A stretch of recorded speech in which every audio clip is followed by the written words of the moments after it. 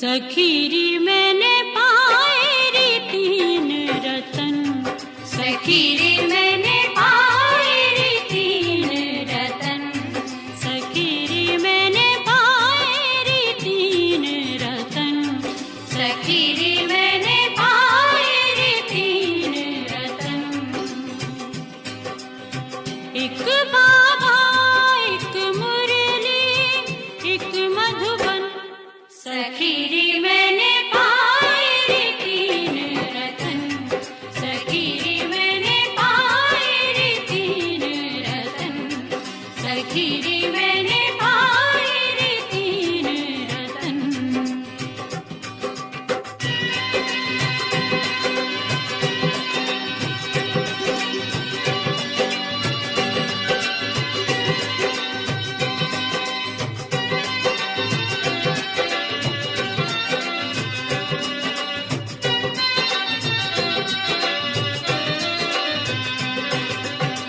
बाबा को नित याद करूं, बाबा को नित याद करूं, उनकी मुरली रोज सुनूं, उनकी मुरली रोज सुनूं। मधुबन में मैं कलछिन ढोलूं, मधुबन में मैं कलछिन ढोलूं, होके मन में मगन, सखीरी मैंने पाए रे तीन रतन, सखीरी मैंने पाए रे तीन रतन, सखीरी मैंने पाए रे तीन रतन।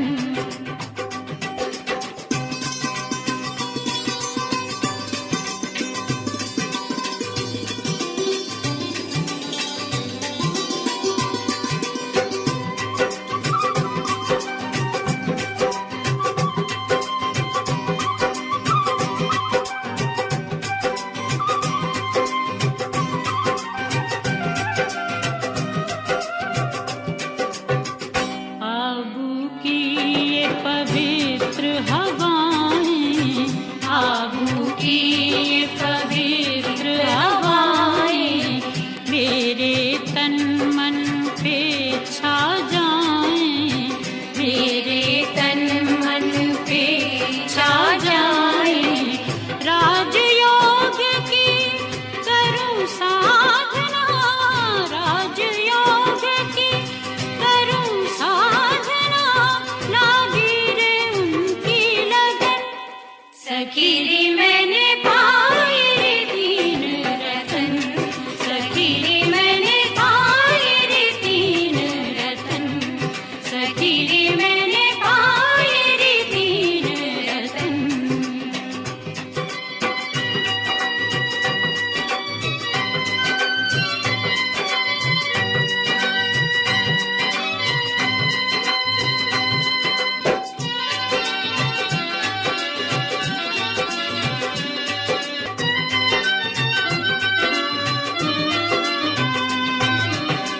शिव की शक्ति बाबा की वाणी, शिव की शक्ति बाबा की वाणी, संगम युग कितना कल्याणी, संगम युग कितना कल्याणी।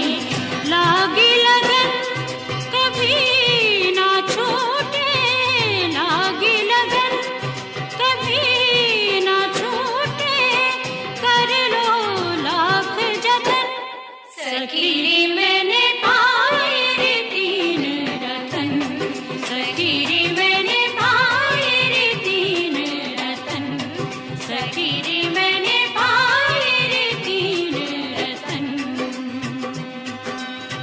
एक बाबा एक मुरली एक मधुबन, सखीरी मैंने पाए रे तीन रतन, सखीरी मैंने पाए रे तीन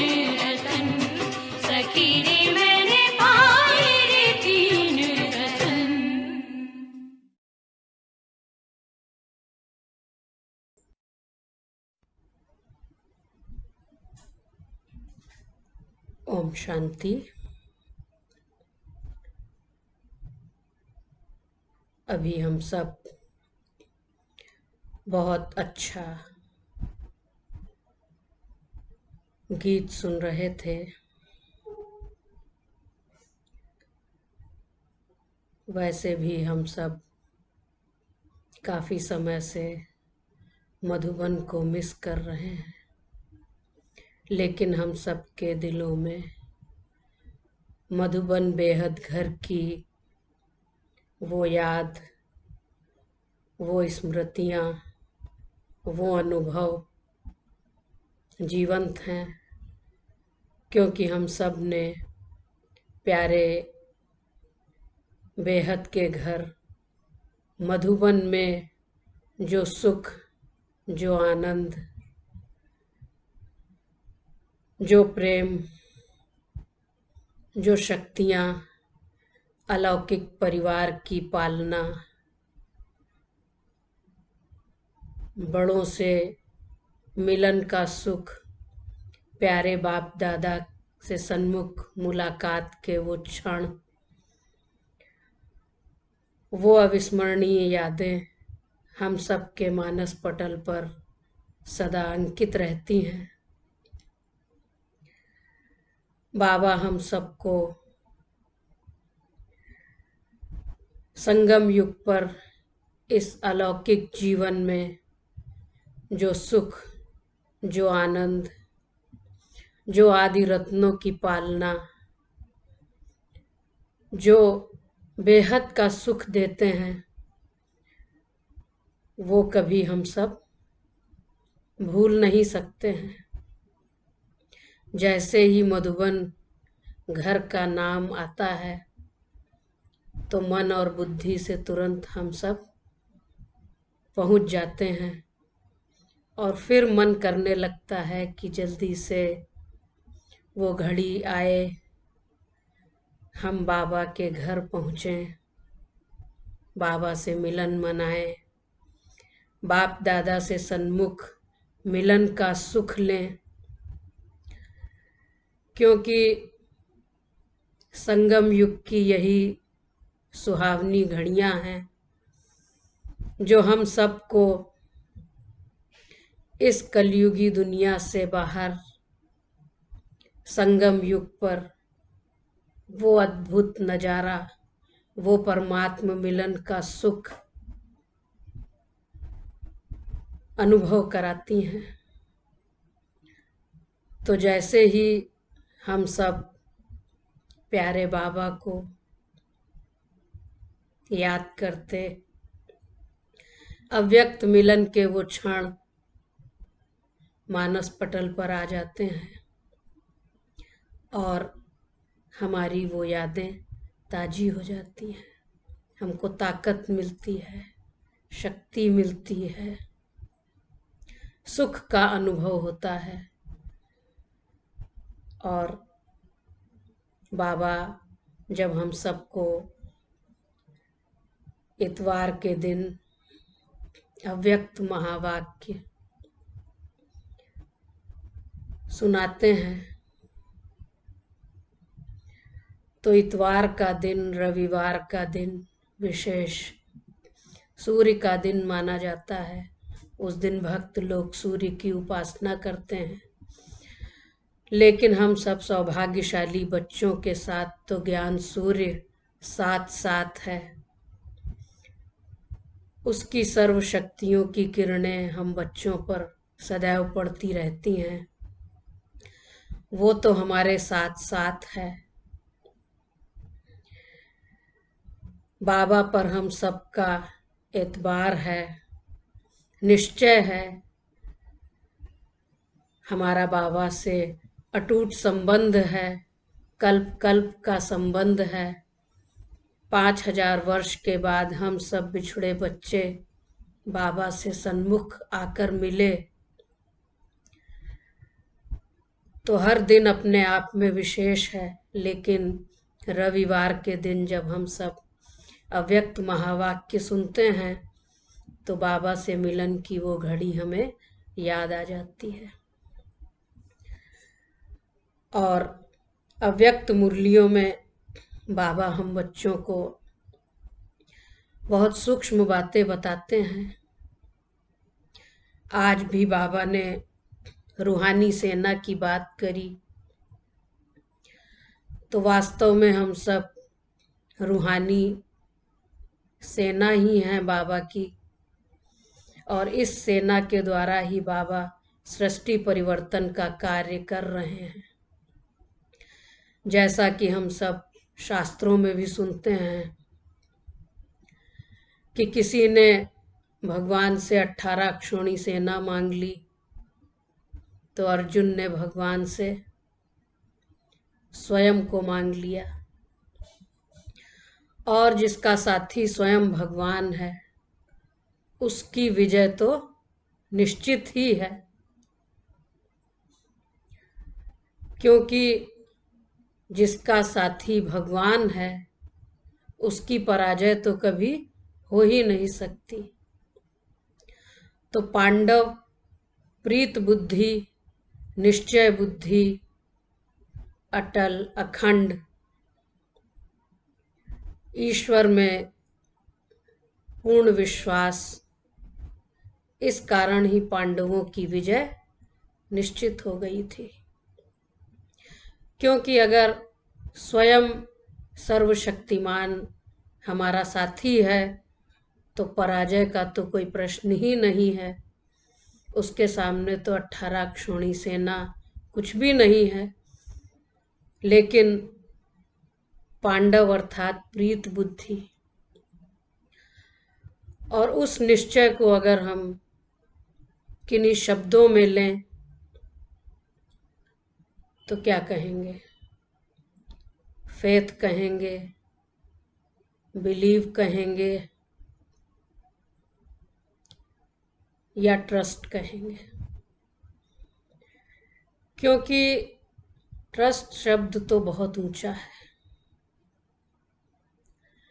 बिलीव और फेथ ये दो ऐसे शब्द हैं, लगते तो एक जैसे हैं ये तीनों शब्द, लेकिन फेथ, बिलीव, तो अगर विश्वास है तो उसका विपरीत अविश्वास है।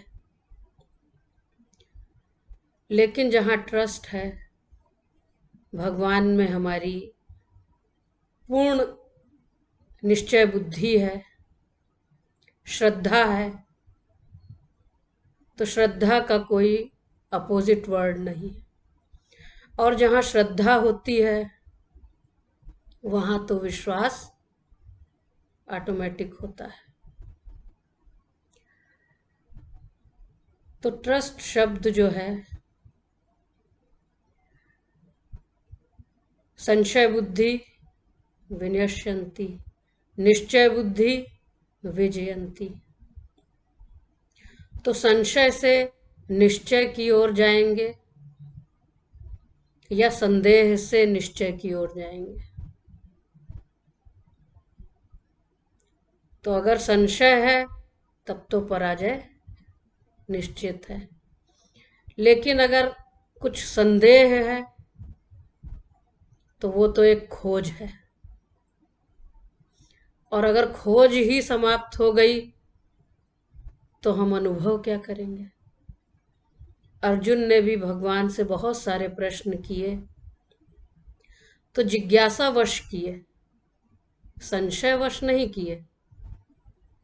और जहाँ जिज्ञासा है वहाँ तो हमें पूर्णता प्राप्त हो जाती है, और ही हम गहराई में जाकर भगवान के उन महावाक्यों को अपने जीवन में धारण करने के लिए अपनी सूक्ष्म चेकिंग करते हैं, और चेकिंग करके हम अपने आप को चेंज करते जाते हैं। और आखिर जब हमारा निश्चय और श्रद्धा भगवान में पूर्ण रूपेण होती है तो हमारी वो खोज एक दिन धीरे धीरे धीरे पूरी होती है, और पूर्ण रूप से भगवान में हम निश्चय करके आगे बढ़ते हैं और उसके हाथ और साथ का अनुभव करते हैं, तो विजय तो हमारी सुनिश्चित हो जाती है। तो आज भी हम बाबा के अव्यक्त महावाक्य सुनेंगे, रिवाइज मुरली, और बहुत अच्छे ढंग से, गहराई से बाबा के उन ज्ञान रत्नों को सुनकर अपने आप को देखेंगे और चेक करेंगे। तो आज 26 जुलाई 2020, अव्यक्त बाप दादा रिवाइज मुरली है 27/2/86 की। आज की मुरली का टाइटल है रूहानी सेना कल्प कल्प की विजयी। सभी रूहानी शक्ति सेना, पांडव सेना, रूहानी सेना सदा विजय के निश्चय और नशे में रहते हैं ना। और कोई भी सेना जब लड़ाई करती है तो विजय की गारंटी नहीं होती है, निश्चय नहीं होता कि विजय निश्चित ही है।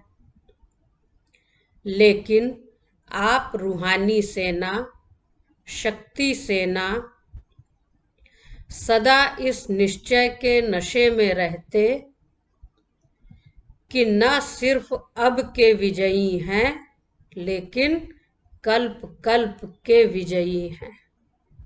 अगर इस कल्प विजयी हुए तो कल्प कल्प विजय निश्चित है। अपने कल्प पहले के विजय की कथाएं भी भक्ति मार्ग में सुन रहे हो।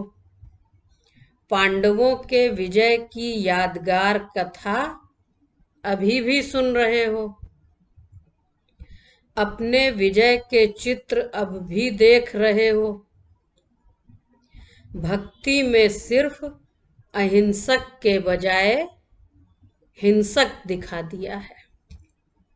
रूहानी सेना को जिस्मानी साधारण सेना दिखा दिया है वो संगम युग की बात, लेकिन उसे रूहानी के बजाय स्थूल रूप दे दिया।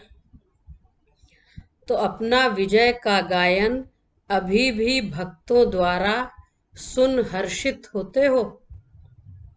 गायन भी है, प्रभु प्रीत बुद्धि विजयंती और विपरीत बुद्धि विनश्यंती। अगर बुद्धि ही विपरीत है तो विनाश तो निश्चित है। तो कल्प पहले का आपका गायन कितना प्रसिद्ध है। विजय निश्चित होने के कारण निश्चय बुद्धि विजयी हो, इसलिए माला को भी विजय माला कहते हैं। तो निश्चय और नशा दोनों है ना। कोई भी अगर पूछे तो निश्चय से कहेंगे कि विजय तो हुई पड़ी है। स्वप्न में भी यह संकल्प नहीं उठ सकता कि पता नहीं विजय होगी या नहीं होगी, हुई पड़ी है। पास्ट, कल्प और भविष्य को भी जानते हो। त्रिकालदर्शी बन उसी नशे से कहते हो सभी पक्के हो ना। अगर कोई कहे कि सोचो देखो तो क्या कहेंगे। अनेक बार देख चुके हैं।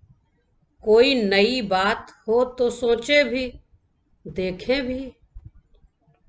यह तो अनेक बार की बात अब रिपीट कर रहे हैं। तो ऐसे निश्चय बुद्धि ज्ञानी तु आत्माएं, योगी तु आत्माएं हो ना। तो आज अफ्रीका के ग्रुप का टर्न है। ऐसे तो सभी अब मधुबन निवासी हो। परमानेंट एड्रेस तो मधुबन है ना। वह तो सेवा स्थान है, बाकी घर तो हम सबका मधुबन ही है। सेवा स्थान हो गया दफ्तर, लेकिन घर तो मधुबन है ना। सेवा के अर्थ अफ्रीका, यूके आदि चारों तरफ गए हुए हो। चाहे धर्म बदली किया, चाहे देश बदली किया, लेकिन सेवा के लिए ही गए हो। याद कौन सा घर आता है, मधुबन या परम धाम? क्या याद आता है संगम युग पर?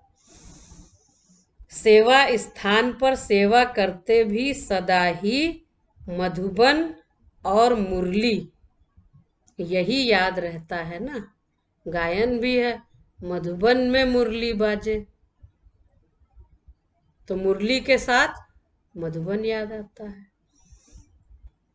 अफ्रीका में भी सेवा अर्थ गए होना। सेवा ने ज्ञान गंगा बना लिया। ज्ञान गंगाओं में ज्ञान स्नान कर आज कितने पावन बन गए।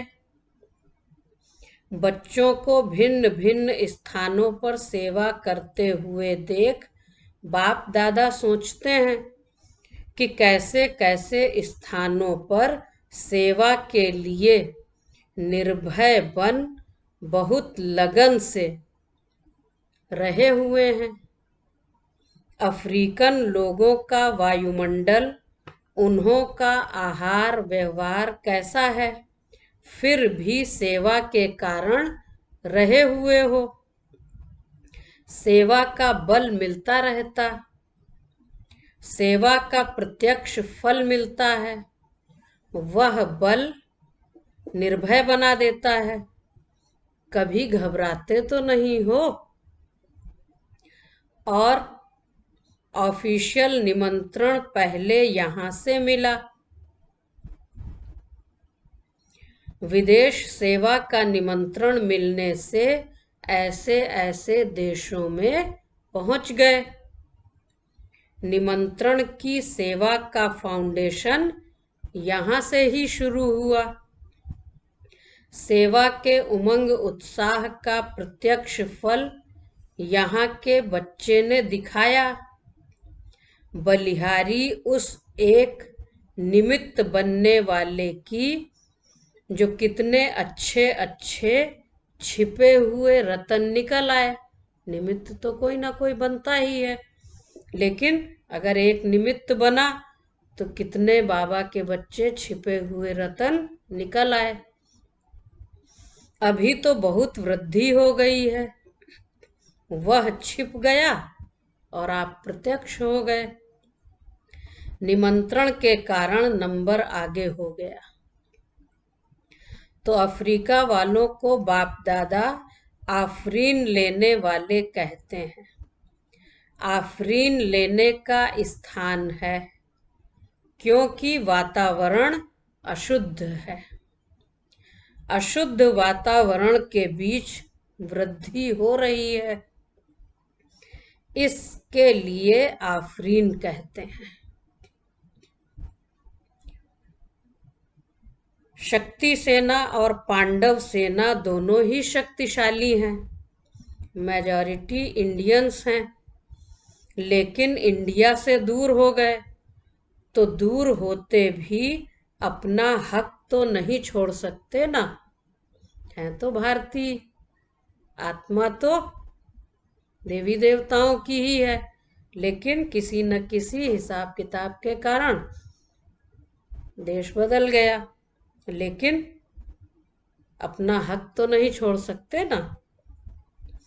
वहां भी बाप का परिचय मिल गया, इसीलिए भगवान को विश्व कल्याणकारी कहते हैं। बाप के बन गए।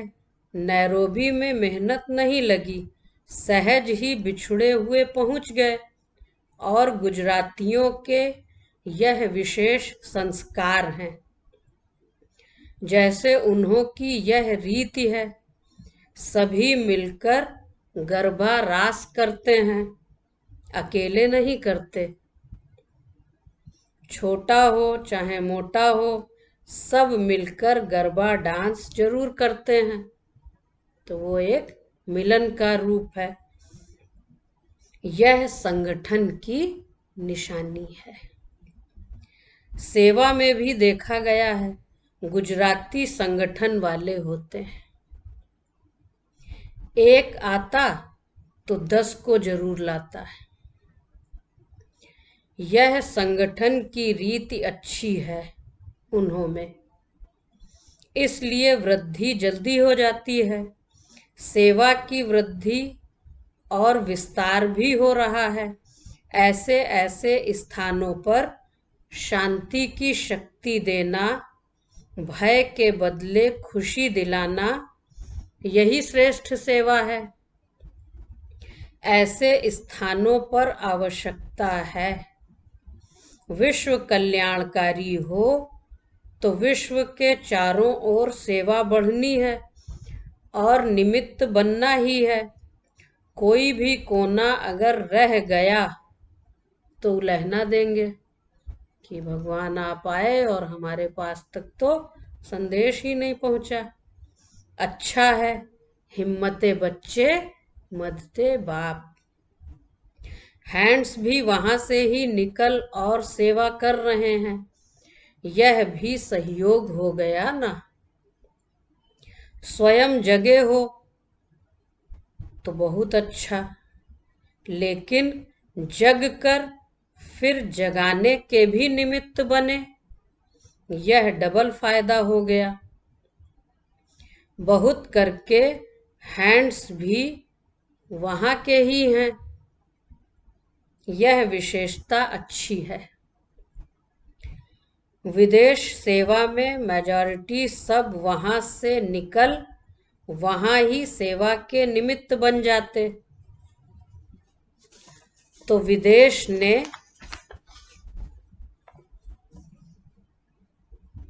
भारत को हैंड्स नहीं दिया है, भारत ने विदेश को दिए हैं। भारत भी बहुत बड़ा है, अलग अलग जोन है। स्वर्ग तो भारत को ही बनाना है, विदेश तो पिकनिक स्थान बन जाएगा। सतयुग में भारत ही अविनाशी भूखंड है, इसलिए स्वर्ग तो भारत को ही बनना है और विदेश के स्थान जो है वो पिकनिक स्थान बन जाएंगे। तो सभी एवर रेडी हो ना। आज किसको कहाँ भेजे तो एवर रेडी हो ना। जब हिम्मत रखते हैं तो मदद भी मिलती है। एवर रेडी जरूर रहना चाहिए और जब समय आएगा तो फिर ऑर्डर तो करना ही होगा। बाप द्वारा ऑर्डर होना ही है। कब करेंगे वह डेट नहीं बताएंगे। डेट बतावें फिर तो सब नंबर 1 पास हो जावें। यहाँ डेट का ही अचानक एक ही क्वेश्चन आएगा। तो एवर रेडी हो ना। कहें यहाँ ही बैठ जाओ तो बाल बच्चे घर आदि याद आएगा। तो अपने आप से पूछें कि अगर बाबा कहे कि यहाँ बैठ जाओ तो क्या क्या याद आएगा। सुख के साधन तो वहां है, लेकिन स्वर्ग तो यहाँ बनना है। तो सदा एवर रेडी रहना, यह है ब्राह्मण जीवन की विशेषता। यहाँ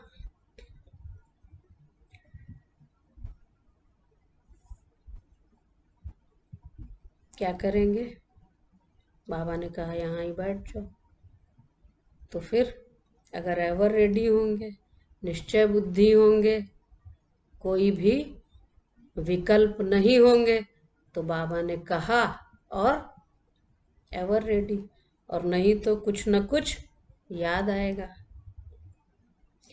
अपनी बुद्धि की लाइन क्लियर हो, सेवा के लिए निमित्त मात्र स्थान बाप ने दिया है, तो निमित्त बनकर सेवा में उपस्थित हुए हो।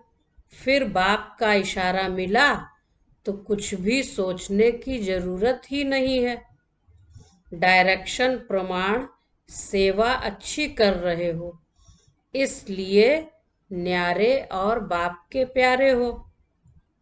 अफ्रीका ने भी वृद्धि अच्छी की है, वीआईपी की सेवा अच्छी हो रही है, गवर्नमेंट के भी कनेक्शन अच्छे हैं। यह विशेषता है जो सर्व प्रकार वाले वर्ग की आत्माओं का संपर्क कोई न कोई समय समीप ले ही आता है। आज संपर्क वाले और कल संबंध वाले हो जाएंगे। उन्हों को जगाते रहना चाहिए, नहीं तो थोड़ी आंखें खोल फिर सो जाते हैं। कुंभकर्ण तो हैं ही, नींद का नशा होता है तो कुछ भी खा पी भी लेते तो भूल जाते। कुंभकर्ण भी ऐसे हैं, कहेंगे हाँ, फिर आएंगे, यह करेंगे, लेकिन फिर पूछो तो कहेंगे याद नहीं रहा। इसलिए बार बार जगाना पड़ता है। तो जगाने के भी बहुत सारे साधन हैं। तो बाबा कहते कभी कभी कि स्थूल और सूक्ष्म सेवा करो। तो टोली की भी बड़ी महिमा है, भोग की भी बड़ी महिमा है। कुंभकर्ण भी कब जगा? जब उसको सुगंध आई।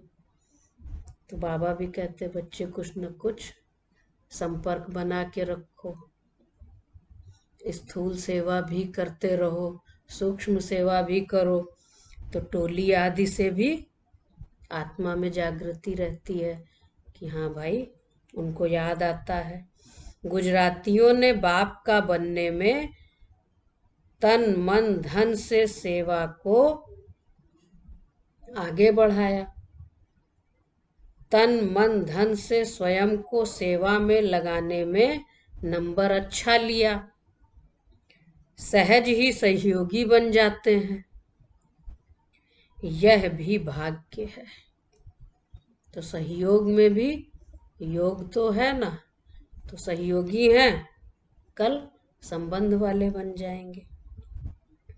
संख्या गुजरातियों की अच्छी है, बाप का बनने की लॉटरी कोई कम नहीं है। हर स्थान पर कोई न कोई बाप के बिछुड़े हुए रतन हैं ही। जहां भी पांव रखते हैं तो कोई न कोई निकल ही आते।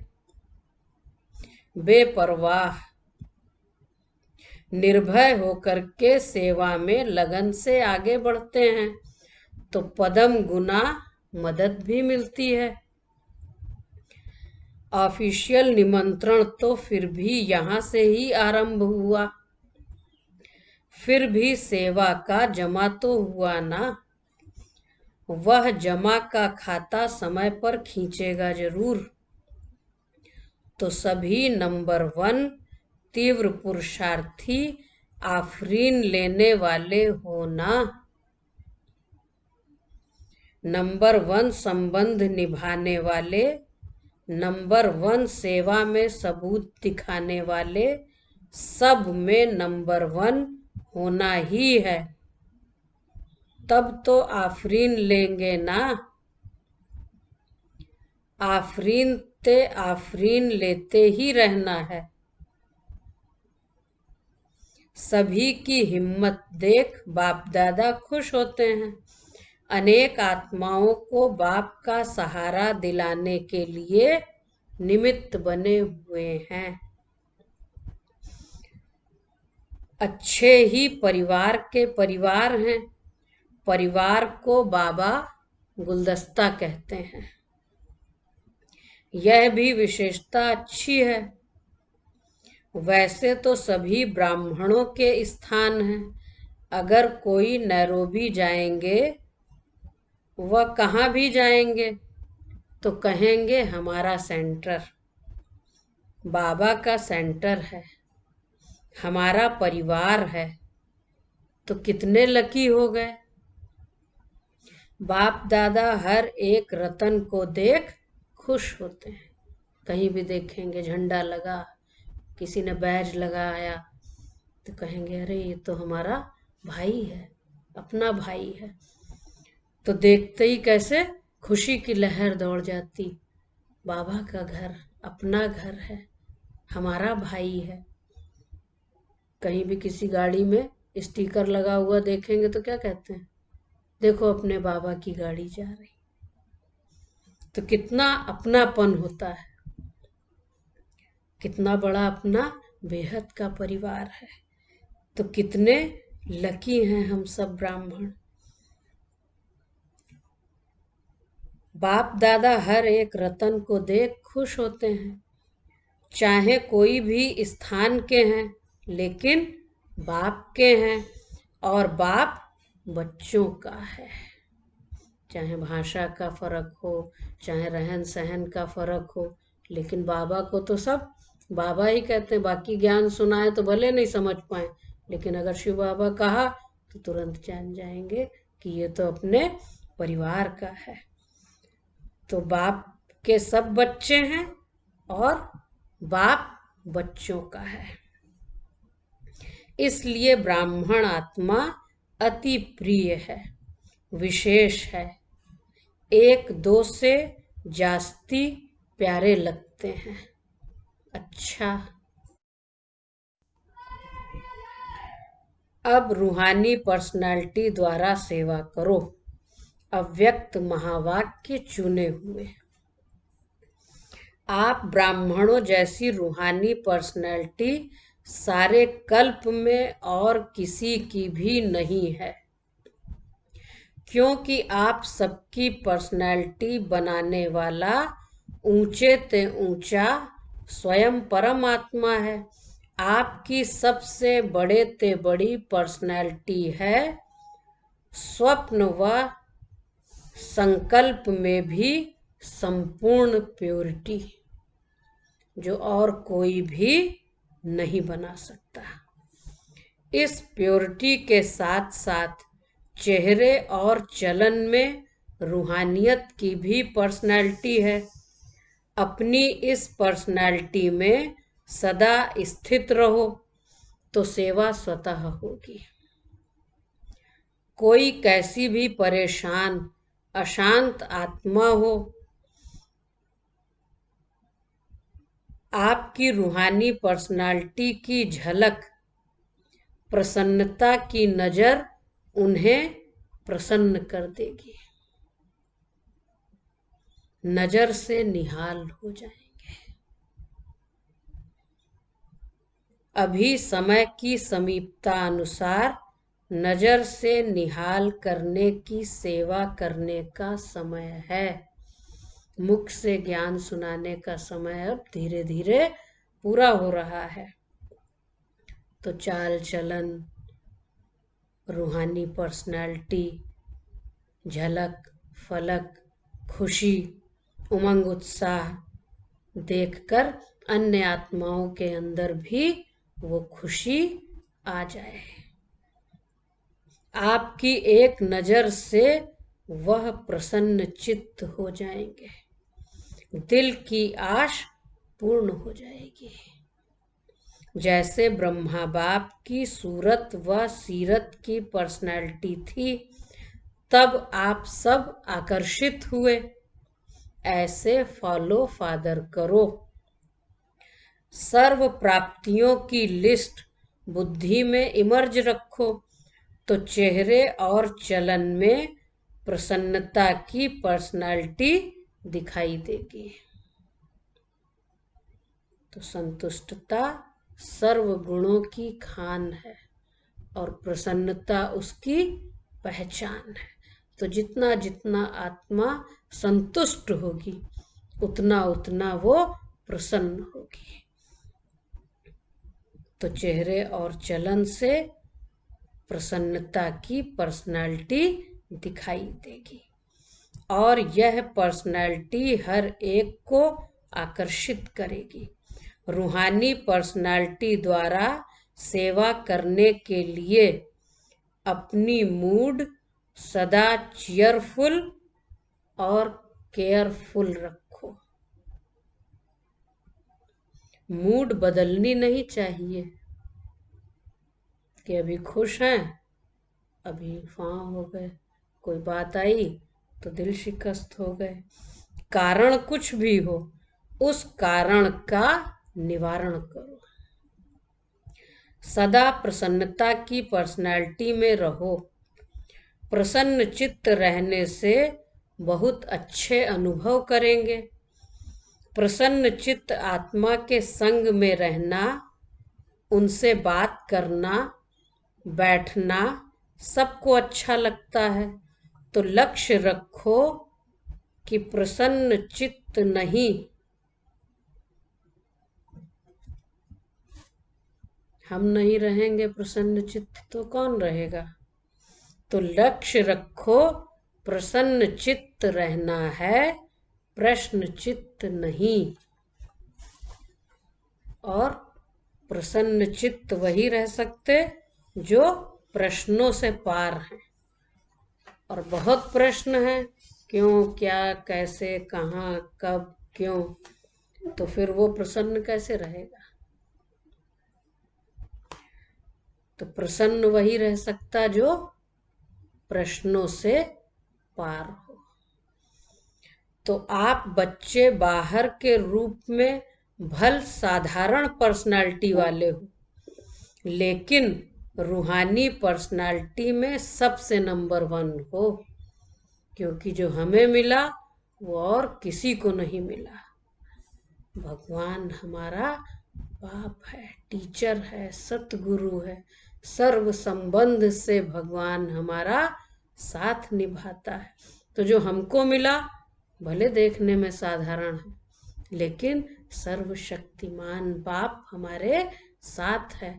और जिसका साथी इतना सर्वशक्तिमान हो, उसके अंदर कितना नशा, खुशी झलक और फलक से ही दिखाई देती है।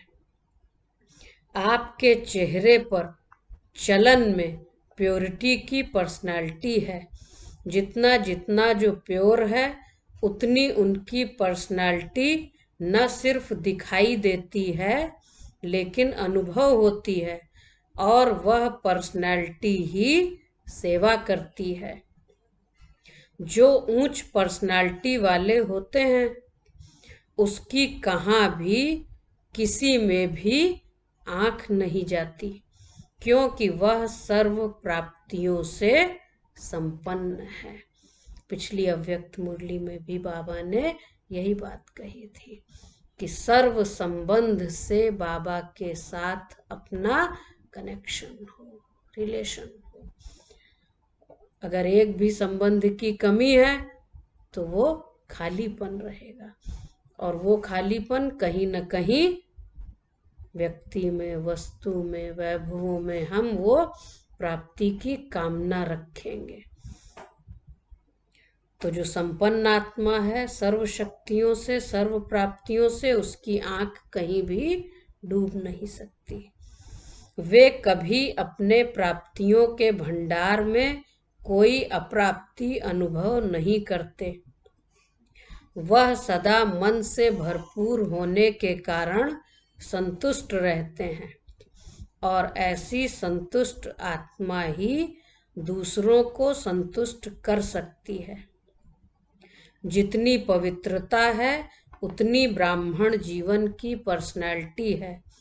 अगर पवित्रता कम तो पर्सनालिटी कम। ये प्योरिटी की पर्सनालिटी सेवा में भी सहज सफलता दिखाती है। लेकिन यदि एक विकार भी अंश मात्र है, तो दूसरे साथी भी उसके साथ जरूर होंगे। जैसे पवित्रता का सुख शांति से गहरा संबंध है। तो कहते हैं पवित्रता सुख और शांति की जननी है। तो सुख और शांति की कामना तो करते, लेकिन अगर पवित्रता नहीं तो सुख और शांति तो वहां हो ही नहीं सकते। ऐसे अपवित्रता का भी 5 विकारों से गहरा संबंध है। इसलिए कोई भी विकार का अंश मात्र न रहे, तब कहेंगे पवित्रता की पर्सनालिटी द्वारा सेवा करने वाले। आजकल 2 प्रकार की पर्सनालिटी गाई जाती है, एक शारीरिक पर्सनालिटी, दूसरी पोजीशन की पर्सनालिटी।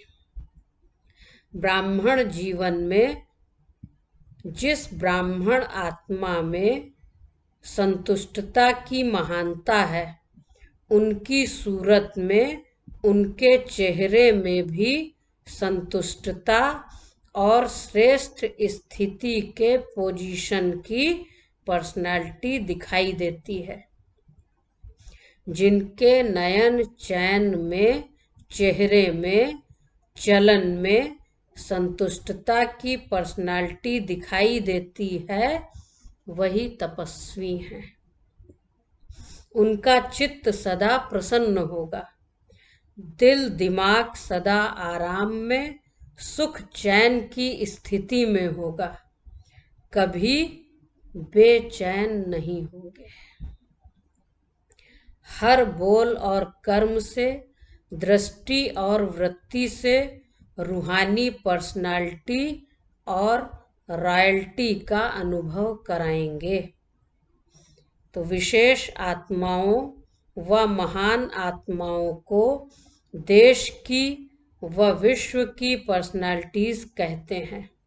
पवित्रता की पर्सनालिटी अर्थात हर कर्म में महानता और विशेषता।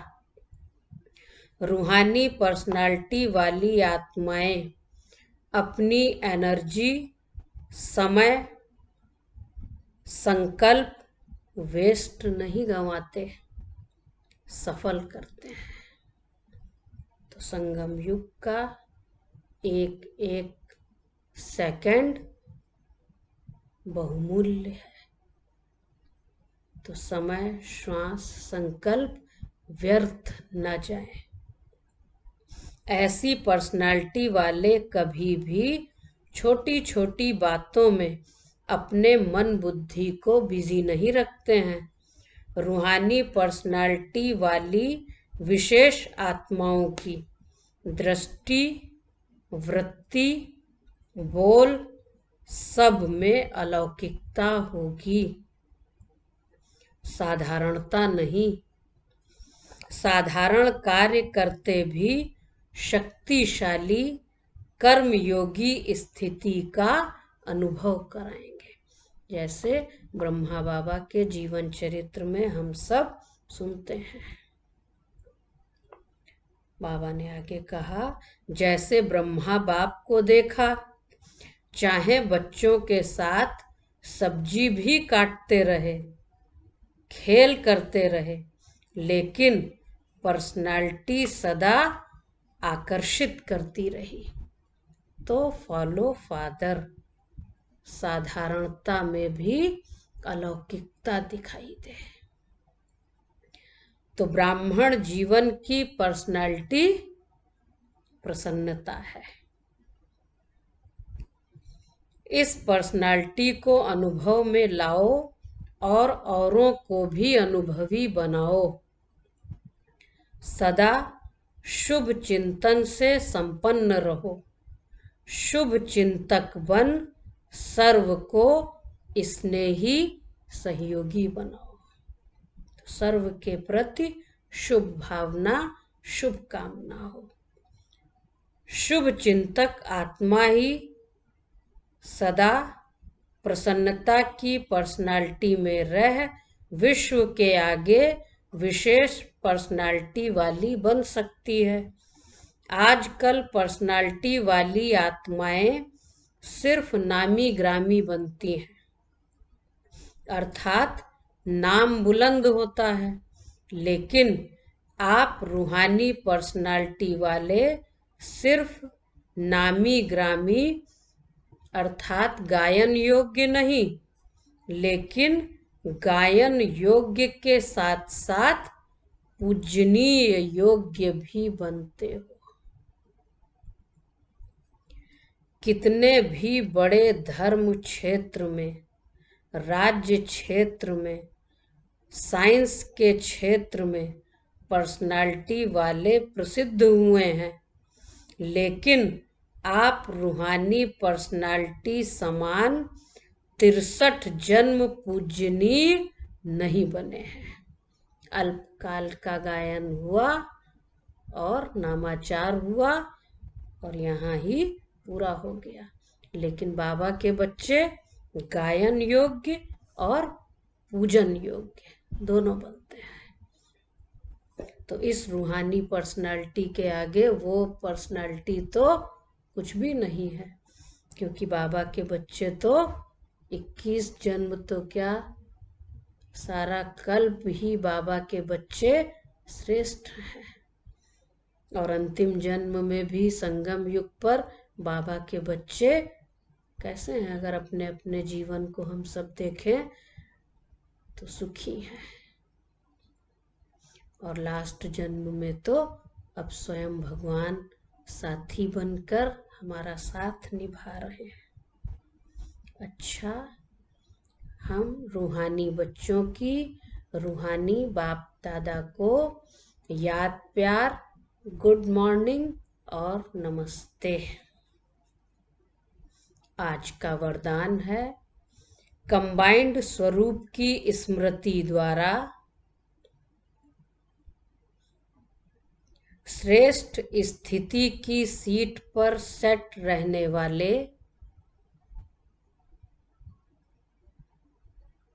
सदा संपन्न भव।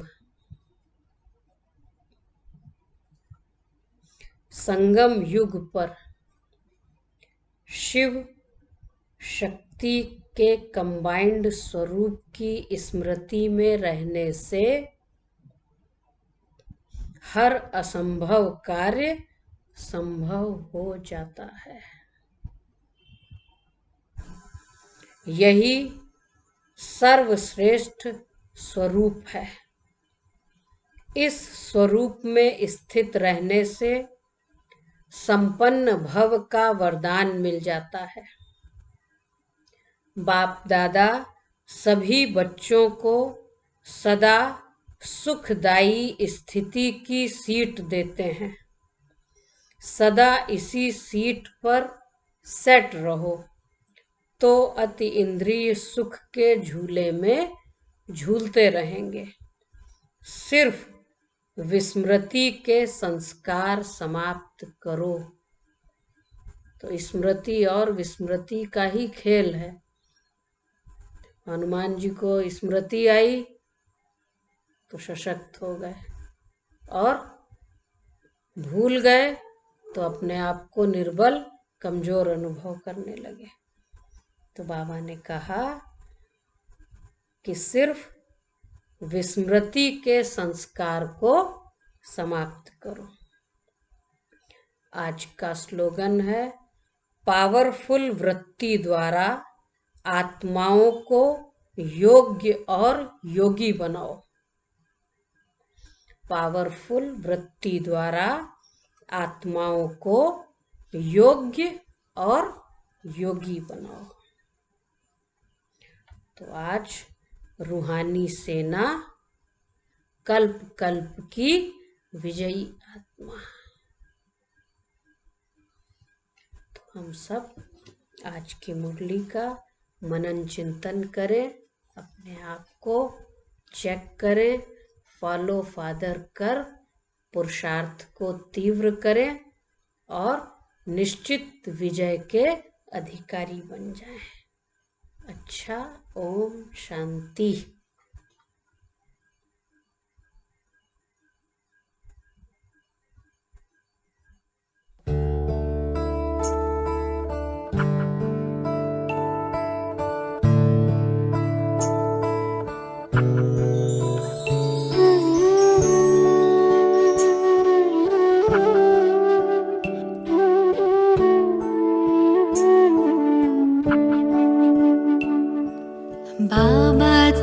कितने अच्छे हो, बाबा तुम कितने प्यारे हो, सच के